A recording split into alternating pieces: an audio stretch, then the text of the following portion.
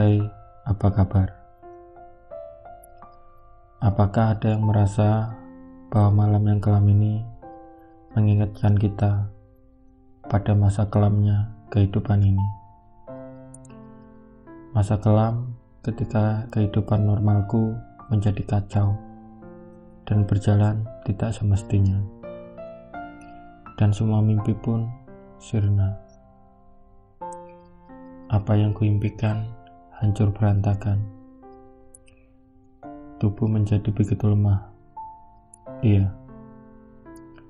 kehidupanku tiba-tiba berubah, berbeda dari apa yang kurencanakan. Aku harus berbohong kepada mereka dan mengatakan bahwa aku baik-baik saja. Aku khawatir jika mereka mengetahui keadaanku yang sebenarnya, maka mereka akan mengkhawatirkanku. Bahkan mungkin saja aku akan mengecewakan harapan tinggi mereka terhadapku. Meskipun harapan mereka padaku begitu tinggi dan begitu baik padaku,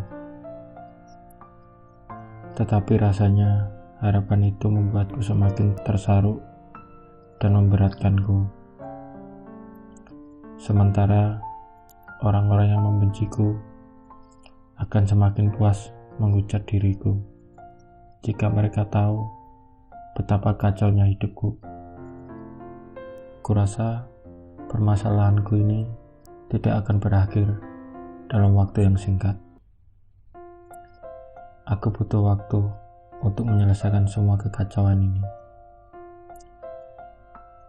Kuputuskan untuk memperlihatkan semua beban dan lukaku, memberanikan diri sekuat tenaga, berkata jujur tentang keadaanku,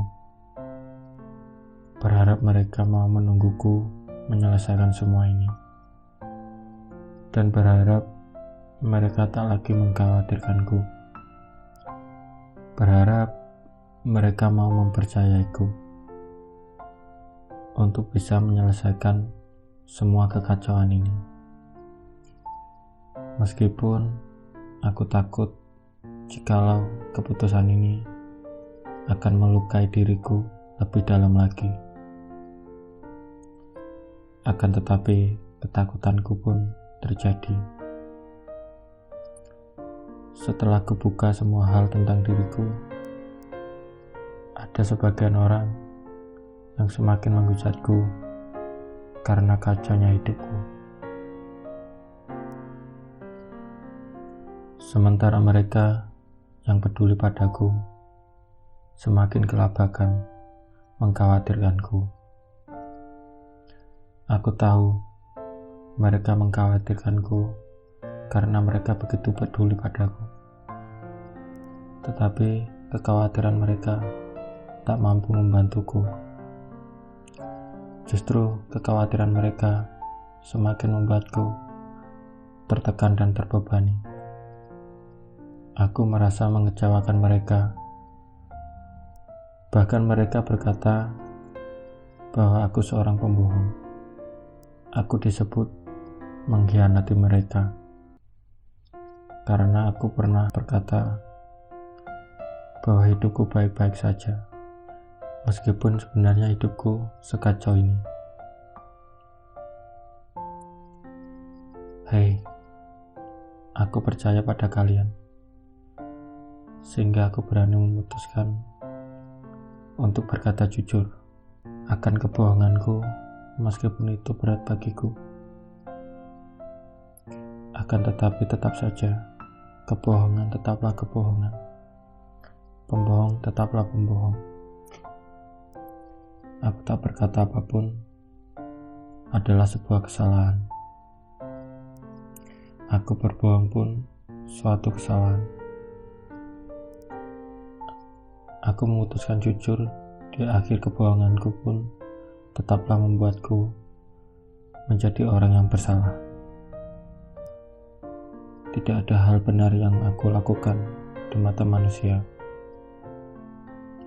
Aku pun begitu marah pada diriku sendiri karena menyesali keputusanku untuk berbagi dan terbuka.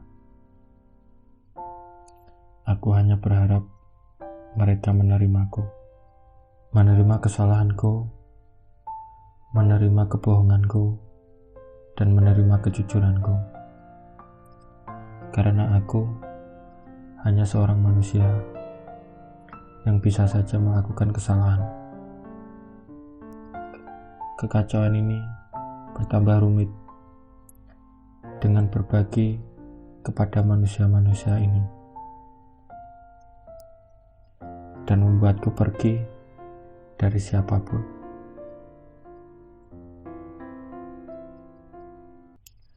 Aku mulai mencari kambing hitam akan kekacauan ini, dan berujung pada kemarahanku kepada Tuhan. Tuhanlah yang kupersalahkan atas semua hal buruk ini, karena aku tak sanggup menjadi seorang tersangka yang bersalah atas semua kekacauan yang terjadi dalam hidupku. Berpikir bahwa masalah yang muncul adalah karena Tuhan tak pernah mengabulkan doa-doaku. Di sini aku lupa bahwa selama ini aku tak beribadah kepadanya. Ibadah bagiku hanya sesekali saja, apalagi berdoa. Apakah aku pernah berdoa dengan khusyuk? Rasanya tak pernah. Bagaimana bisa aku sekarang mempersalahkan Tuhan? Apa yang kuharapkan tentu saja tidak terdefinisi dengan baik. Ketika berdoa dan beribadah tidak kulakukan dengan baik. Aku merasa Tuhanku menerima diriku sepenuhnya. Karena meskipun aku mempersalahkan Tuhanku, lihatlah, Tuhanku bukan seperti manusia-manusia itu yang membuatku tenggelam lebih dalam. Aku pernah melakukan kesalahan karena mempersalahkan Tuhanku, tetapi Tuhanku tidak serta-merta murka terhadapku. Selapang itulah penerimaan dari Tuhanku atas diriku. Meskipun seburuk itu perlakuanku terhadapnya. Padahal dulu aku tak mau tahu akan urusan ibadah kepadanya. Aku merasa terbebani dan terkekang. Aku hanya merasa, apa urusanku dengan Tuhan? Akan tetapi, di masa terburuk dari hidupku, Tuhankulah yang memberikan kesempatan kepadaku untuk memperbarui hidupku kembali. Tuhanku mempertemukanku dengan orang-orang baru dalam hidupku. Manusia-manusia yang membantuku mengenali Tuhanku lebih dekat. Aku mulai mendekati Tuhanku dengan mulai berbicara kepadanya melalui doa dan ibadahku. Rasanya hampa ketika hanya akulah yang berbicara kepadanya. Bagaimana aku tahu jawaban dari pembicaraanku kepada Tuhanku? Maka aku buka Al-Quran sebagai kitab suciku. Kutemukan semua jawaban dari setiap pertanyaan dan permintaanku pada Tuhanku di setiap kalimat-kalimat sucinya. Iya, hal itu kemudian membuatku merasa aku berinteraksi dua arah dengan Tuhanku, dan rasanya Tuhanku semakin menjadi Tuhan yang personal bagi diriku. Aku pun tak lagi bisa meninggalkan pembicaraanku kepadanya. pembicaraan yang selalu menenangkan hati dan keresahanku. Pembicaraan yang selalu kunantikan. Apa yang aku pertanyakan selalu terjawab. Apa yang kupermasalahkan selalu terselesaikan. Begitulah rasa ketika aku berbicara dan membaca apa yang Tuhanku bicarakan padaku. Kesempitan di dalam hati mulai menjadi lapang, sehingga diri ini siap kembali menghadapi hidup dan membereskan kekacauan yang terjadi satu persatu.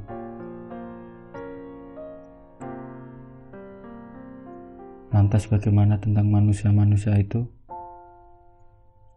Manusia-manusia yang tidak mampu membantuku menyelesaikan masalah. Manusia yang menambah beban pikiranku semakin berat. Manusia-manusia yang membuatku ketakutan dan manusia-manusia yang membuatku khawatir. Aku kemudian berpikir, iya, aku dan mereka hanyalah manusia. Manusia yang tak sempurna. Manusia tempatnya melakukan kesalahan. Manusia bukan malaikat yang tak pernah melakukan kesalahan. Aku melakukan kesalahan dalam hidupku dan aku mengacaukan hidupku. Dan manusia-manusia itu salah paham atas apa yang kulakukan. Dan kemudian aku mulai bisa belajar menerima kegagalan dan kekacauan dalam hidupku. Tak lagi mencari kambing hitam akan kekacauan yang terjadi. Karena kegagalan, kekacauan, dan kesalahan adalah suatu hal yang manusiawi. Aku memaafkan kesalahan-kesalahan yang aku buat. Aku memaafkan manusia-manusia yang membuat hidupku semakin berat. Dan aku pun mulai bisa menerima dan memaklumi ketakutanku. Karena aku hanyalah manusia yang harus menghadapi siang dan malam. Siang yang membawa kebahagiaan dan kesempurnaan, dan malam yang membawa ketakutan, kekhawatiran, dan kesalahan. Akan tetapi, malamlah yang membuat kita, manusia, punya kesempatan untuk beristirahat dan berhenti sejenak. Maka beristirahatlah sekarang, karena itu akan membantumu melewati malam yang kelam ini dengan baik. Ku akhiri ceritaku sampai di sini.